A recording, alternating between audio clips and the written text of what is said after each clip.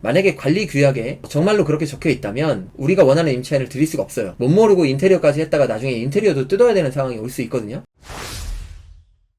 자, 저희 회원님들 중에 가장 빠르게 치고 나가시는 팀이 있어요. 그 중에 바나나 이코노미님으로부터 질문이 들어왔습니다. 지금 상황은 스크린 골프 업종을 미리 좀 맞춰놓으려고 여러 딜러들과 협의를 해서 스크린 골프 입점이 되는 상황인지 브랜드별로 체크를 하신 상태고요. 그래서 임차를 스크린 골프로 맞춰서 진행을 해야겠다, 이렇게 마음을 먹으신 상황인데 갑자기 관리사무소 소장님이 전화 오셔서 다른 얘기를 하시는 상황이죠. 전에는 해당 층에 4분의 3만 동의하면 할 수 있다, 이렇게 말씀하셨는데 지금은 갑자기 비슷한 업종이 있다면, 같은 업종이 있다면 해당 업종에 동의를 받아야 된다, 뭐 이런 얘기를 하시는 상황이에요. 우선 여기에서 짚어야 될 건 지금 관리소장님 말씀이 바뀌었죠. 이렇게 일을 하다 보면 관리사무소의 말이 수시로 바뀔 때가 있어요. 아직은 우리가 산 것도 아니고 소유주도 아니고 임차인도 아닌 상황이기 때문에 해야 될 건 항시 녹음이 좀 필요하고요. 이해관계인이 된 이후로부터는 모든 내용을 기분 좋게 공문으로 받으면 좋습니다. 아, 소장님 알겠습니다. 근데 죄송한데 혹시 그걸 제가 공문으로 한 장 받을 수 있을까요? 이렇게 얘기해서 이해 당사자가 되고 난 후에는 그렇게 받으시는 게 좋고, 그 전까지는 항상 부동산을 할 때 중개사님하고 말할 때도 마찬가지고 거래 당사자랑 말할 때도 마찬가지고 항상 녹음 기능을 켜놓는 걸 권장드립니다. 통화할 때도 마찬가지고요. 삼성 같은 경우엔 자동 통화 녹음이라는 기능이 있죠. 그걸 켜놓으면 항시 우리가 변수로부터 방어를 좀 할 수 있거든요. 녹취를 항상 해두시는 걸 추천드리고요. 그리고 전화가 와서 바뀌었다고 하는데 다 말로만 들었죠. 소장님 전화로 말로만 들었기 때문에 관리규약을 먼저 받아보시고요. 전화 와서 미리 얘기해 주시는 거 보면 관리규약을 아마 주실 거라고 생각이 돼요. 관리사무소에 찾아가면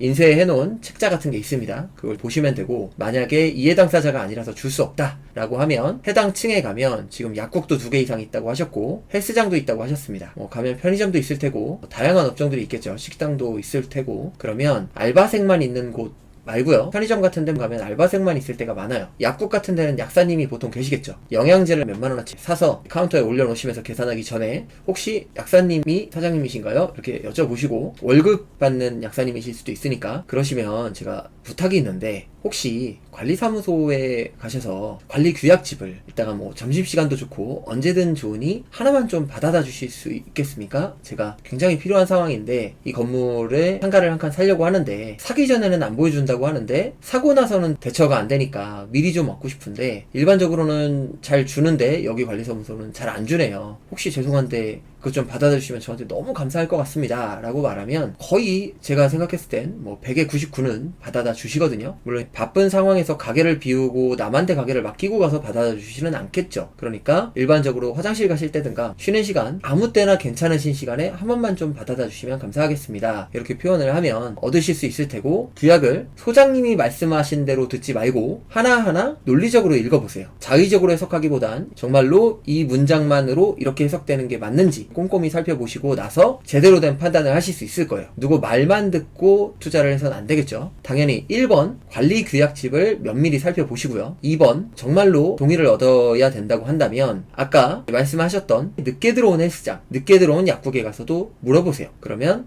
나는 그냥 들어왔는데요, 이런 것들을 녹취를 해두시면 더 좋고요. 중개사님들한테도 여기 임차하실 때 혹시 층마다 4분의 3의 동의를 받아야 한다든지 이런 얘기들이 있습니까? 또 동의를 받아서 입점하는 것들이 실제로 계속 되어 오고 있는 관리입니까? 이런 걸 물어보세요. 만약에 관리규약에 정말로 그렇게 적혀 있다면 우리가 원하는 임차인을 드릴 수가 없어요. 관리규약에 어떤 업종은 여기에만 지정한다, 한 개만 된다, 그런 규정들이 있을 경우엔 못 모르고 인테리어까지 했다가 나중에 인테리어도 뜯어야 되는 상황이 올 수 있거든요. 체크를 해야 되는데 이런 부분이 있습니다. 규약에는 있는데 관리사무소가 의뢰 그냥 대충 했다면, 태클만 없다면, 그냥 해왔다면 우리에게도 태클을 걸지 못할 거예요. 왜냐면 관리사무소도 굉장한 약점을 잡히는 건데 너희 왜 규약대로 하지 않았느냐, 그동안 이거는 관리 소홀이고 업무상에 크나큰 과실들이 있었던 거를 나는 문제 삼아서 반드시 내가 여기에 매매로 사든 뭘 사든 해서, 또는 우리가 경매로 이미 낙찰을 받았다면 관리사무소 교체권을 또는 관리인 교체권을 상정해서 나는 이거를 문제 삼겠다 라고 하면 관리사무소가 굉장히 안절부절 못하게 될 거거든요. 그러면 방어를 위해서라도 우리 편이 되어줄 확률이 높기 때문에 일반적으로 관리규약과 별개로 중개사님들은 어떻게 움직이셨고 임차인들은 어떻게 들어왔는지를 일단 체크를 한번 해보시는 게 두 번째가 될 것 같습니다. 그 다음에 세 번째는 정말로 관리규약이 꼼꼼하게 되어 있어서 아무 업종이나 넣을 수 없는 상태이고 바나나 이코노미님이 원하시는 브랜드를, 임차인을 받을 수 없는 상황이고 관리 예상도 그렇게 해왔고 규약에도 그렇게 꼼꼼히 되어 있다면 이런 방법이 또 있어요. 해당 건물에 이미 스크린 골프를 하고 계신 분이 있다면 그분한테 여기 한층 더 해보시는 건 어떻겠냐. 그리고 여러가지 인센티브, 우리가 수업 시간에 배워서 알고 계시죠? 임차인에게 줄 수 있는 인센티브들을 제공을 해서라도 한 계층을 더 쓰게 하는 것도 방법입니다. 해당 건물이 분석하신 대로 이미 스크린 골프를 하기에 적합하고 장사가 잘 되어서 월세도 충분히 잘 낼 수 있는 상황이라고 한다면 해당 층에 이미 기존에 영업을 하고 있는 다른 임차인은 인센티브까지 준다고 하면 한 계층을 더 늘리고 싶을 거예요. 밑에 층에 연습 타석 위주로 있었다면 위에는 룸을 늘리면 되겠고요. 반대로도 될 수 있겠죠. 면적이 많이 넓어지다 보면 운동시설로 돼서 좀 복잡해질 수는 있는데 사업자를 하나 더 내면 되거든요. 같은 개인이 사업자를 하나 더 내서 추가로 오픈하시면 어떻겠습니까? 라고 할 수 있고요. 협상이 가장 중요하다고 말씀을 드렸고, 그래서 협상과 관련된 서적들도 추천을 해드렸어요. 이 협상 능력이 중요한 게 뭐냐면 우리가 MD라고 불리는 사람들 있죠. 그 MD라고 불리는 사람들이 백화점을 하나 만들어도 백화점 안에 갑자기 적으면 200개, 많으면 300개, 350개 가량의 브랜드를 한꺼번에 채워야 돼요. 그걸 채우는 게 쉽지 않습니다. 쇼핑몰도 마찬가지고요. 한꺼번에 수백 개 브랜드를 가져올 때도 방식이 뭐 대단한 방식이 있는 게 아니에요. 이미 영업하고 있는 사람들한테 찾아가서 설득을 합니다. 여기에다가 매장을 하나 더 하셔라, 또는 옮겨와라, 이렇게 설득을 하는 게 상당 부분 차지하기 있기 때문에 실제로 저희 구독자님들은 아시죠? 저희 카페에서는 제가 말씀드렸지만 제가 저번 주쯤에 진주에 갔다 왔는데 그쪽에 계약했던 건도 똑같은 거였거든요. 지역마다 또 특징이 있어요. 어떤 데는 특정 지역에 일정 그 협회가 있거나 이럴 수도 있고요. 여러 가지 이유로 출점이 안 되는 경우들이 생깁니다. 지금처럼 관리규약에 의해서 안 될 때도 있고, 또는 가맹사업법에 의해서 안 될 때도 있고, 또는 그 지역의 어떤 협회나 이런 것 때문에 안 될 때도 있어요. 그럴 때는 기존에 하고 있는 사람들을 끌어다가 앉히는 것도 굉장히 좋은 방법이거든요. 그래서 이도저도 안 되는 상황이라면 해당 층 사장님과 인센티브 얘기를 하면서 잘 협상을 해보는 것도 방법이 될 수 있다. 가장 중요한 건 먼저 얘기를 듣는 게 아니라 관리규약을 먼저 확보해야 된다. 이 부분을 말씀드리고 싶었습니다.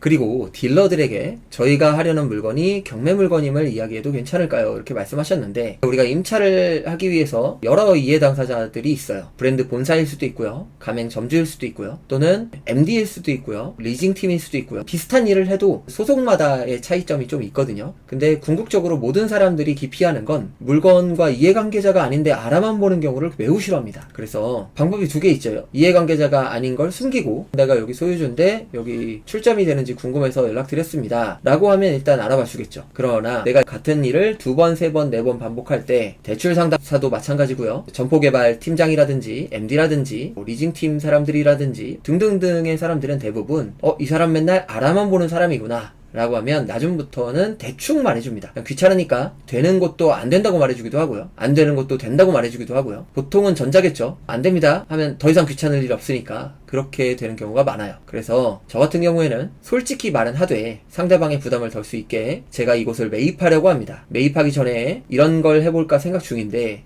혹시 이게 출점이 가능한지 정도만 알아봐 주시고, 만약에 된다면 제가 매입 후에 다시 한번 정확하게 부탁을 드리도록 하겠습니다. 일단 가맹거래법에 의해서 이게 차단되는 요소가 없을지, 다른 요소 때문에 안 되는 요소는 없을지 좀 체크를 부탁드려도 될까요? 해주시면 좋고요. 그 다음에 하드웨어적인 것 때문에 안 될 수도 있어요. 그러니까 하드웨어적인 건 미리 파악을 하시면 좋고, 안 됐다면 전화로 혹시 파악해야 될 부분이 있다면 제가 파악을 해서 다시 전화를 드리겠습니다. 친구 같은 것도 재놨고요. 또 다른 부분 체크해서 알려드려야 될 게 있을까요? 이렇게 해주시면 상대에도 부담이 없기 때문에 좀 가볍게 검토해주는 선에서 여러 번 검토를 해줄 수 있겠죠. 그렇게 해서 하시는 게 제가 봤을 땐 가장 좋은 선택지다라고 보여집니다. 그래서 미리 세팅해서 간다는 건 굉장히 좋은 생각이긴 하시지만 그런 부분이 있어요. 노련함이라는 것도 필요하거든요. 지금 막 시작하셨다면 방금의 경우처럼 여러 가지 문제들이 있을 때마다 당황하게 돼요. 당황하면 경거망동하게 되고 실수하고 실패하게 됩니다. 그걸 방지하기 위해서라도 웬만하면 작은 물건부터 천천히 심사숙고해서 많은 공부를 하시고 가시는 걸 추천을 드리고, 만약에 좀 빠르게 진행을 하시겠다고 하시면 어느 정도의 시행착오는 담담하게 받아들이실 정도의 여유, 마음의 여유, 자금의 여유, 생활의 여유 정도를 확보하시기를 추천드리겠습니다. 제가 이거를 메일로 드리기에는 좀 길기도 했고 오늘 안에 말씀을 드린다고 하긴 했는데 지금 벌써 시간이 12시 2분 전이거든요. 간단하게라도 편집해서 내일 중으로 올려드리도록 하겠습니다. 감사하고요. 지금 이렇게 어려운 시기에도 열심히 뛰어다니시는 모습을 보면서 감동을 좀 받고요. 지금 이 시기에 열심히 노력해서 실력을 쌓고 공부를 많이 해둔다면 분명히 우리가 좋은 타이밍에 좋은 기회들이 많이 올 것이고 반드시 또 성공하는 일들이 벌어질 거라고 생각합니다. 열심히 하시는 우리 바나나 이코노미님과 그 팀원들 응원드리고요. 이 물건도 잘 되셨으면 좋겠고, 안 되신다 하더라도 다른 MD들도 많이 생각해 보셨으면 좋겠고, 반투하셨으면 좋겠습니다. 감사합니다.